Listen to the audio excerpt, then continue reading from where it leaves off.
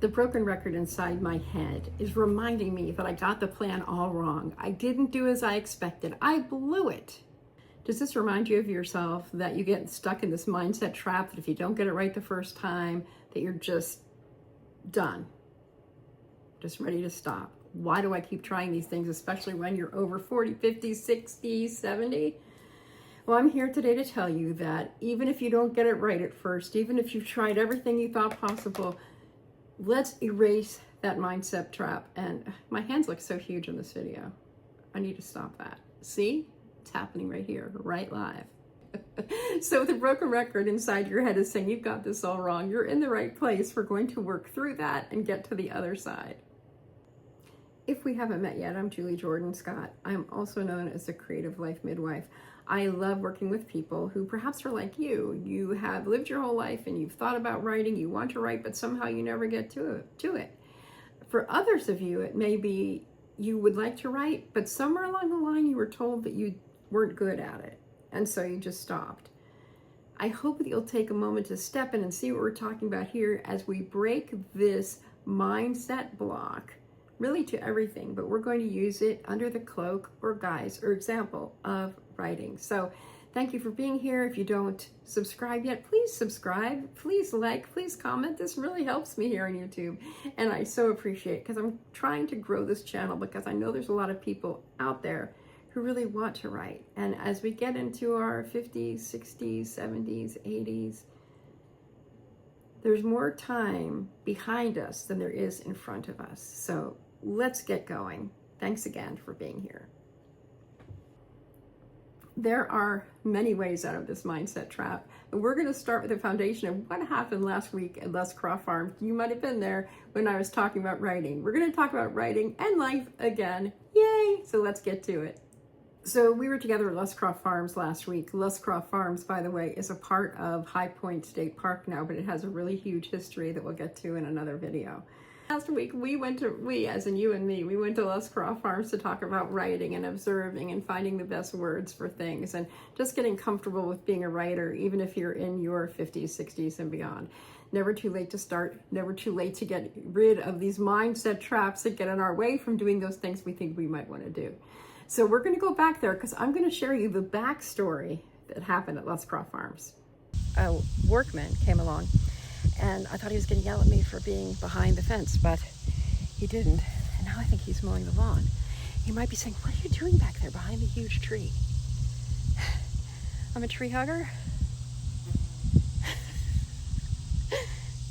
I'm a tree hugger who writes. I'm a writer who hugs trees. I'm a writer who hugs trees. So two bits and pieces from this. One is that when I went to Lusscroft Farms on that day, what I really wanted to do was walk on the trails. I was not planning on sitting in the farm area of Lusscroft Farms. I was planning on walking on the various trails adjacent to the farm area.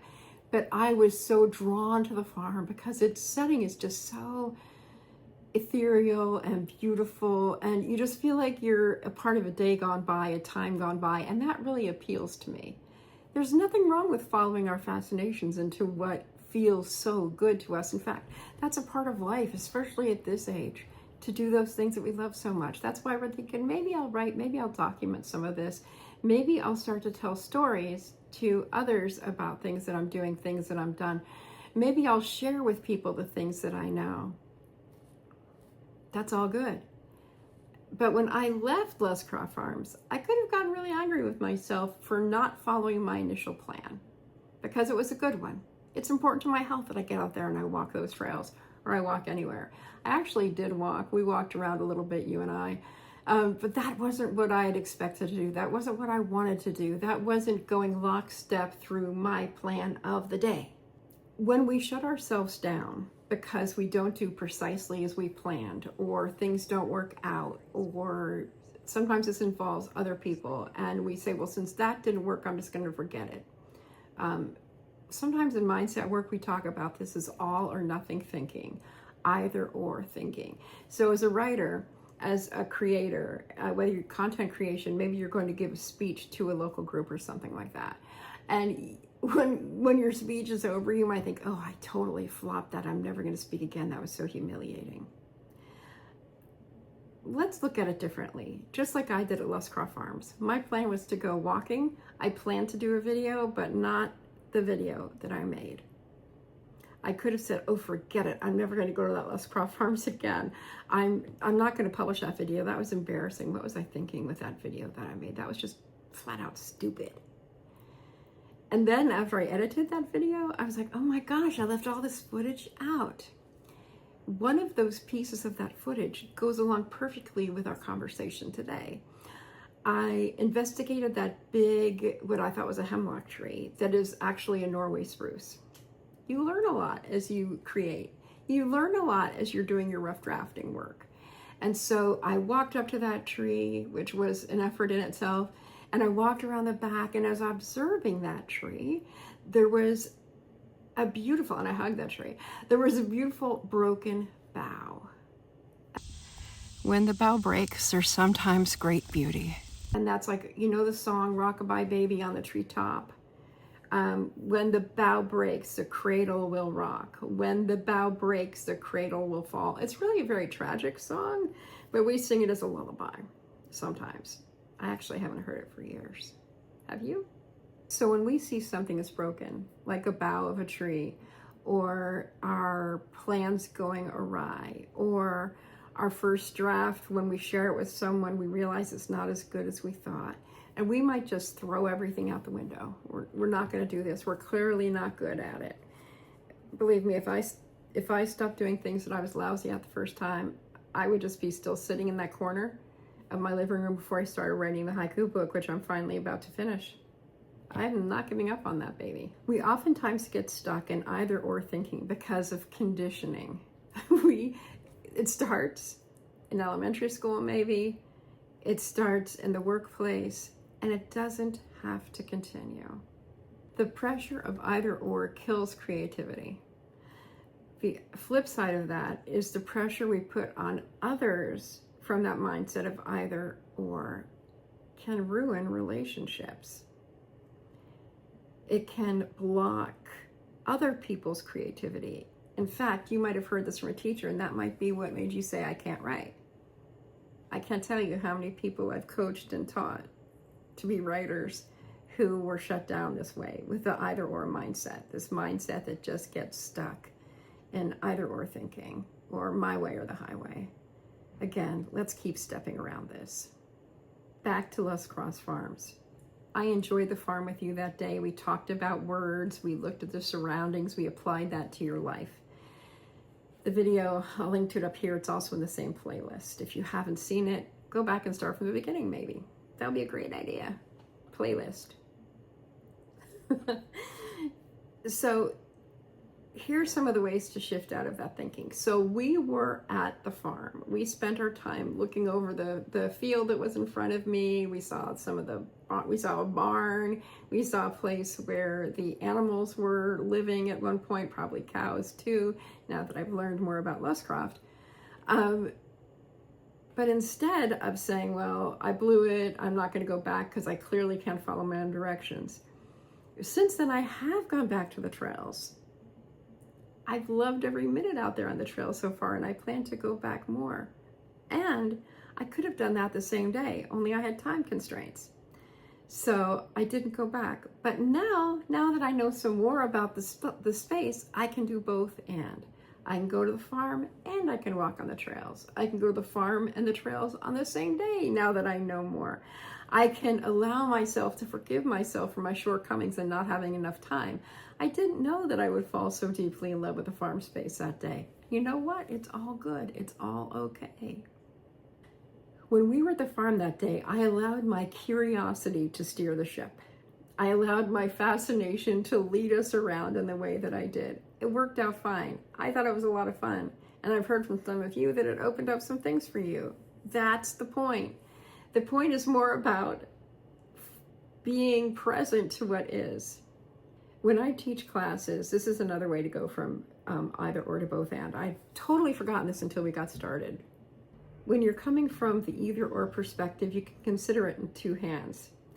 Either it is, we're going to go to the gym to work out, or we're going to take an afternoon of rest. hold these like this: gym, rest, gym, rest, gym, rest.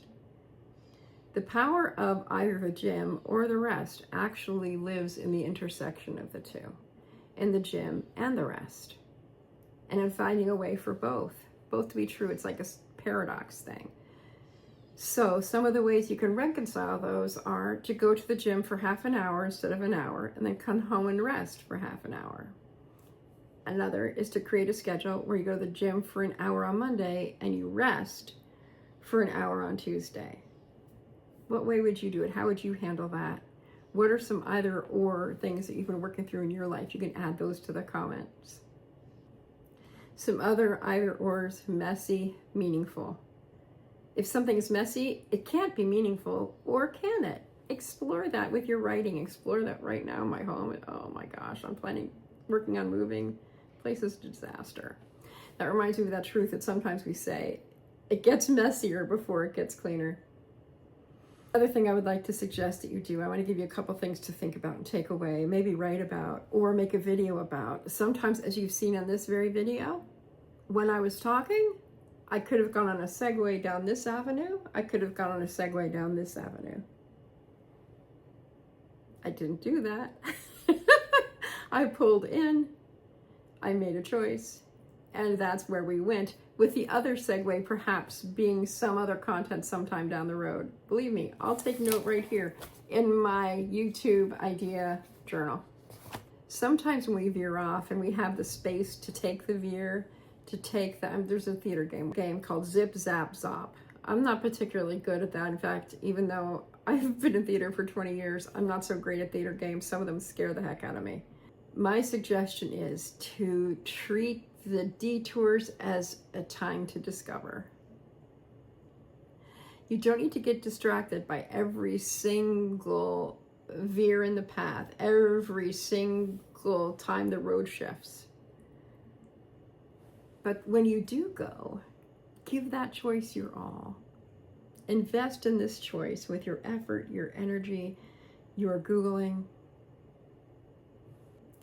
When you veer off course, it isn't a failure. Let's get out of that either or mindset trap. Let's learn a different way, because hey, right now, at this stage of life, is your time.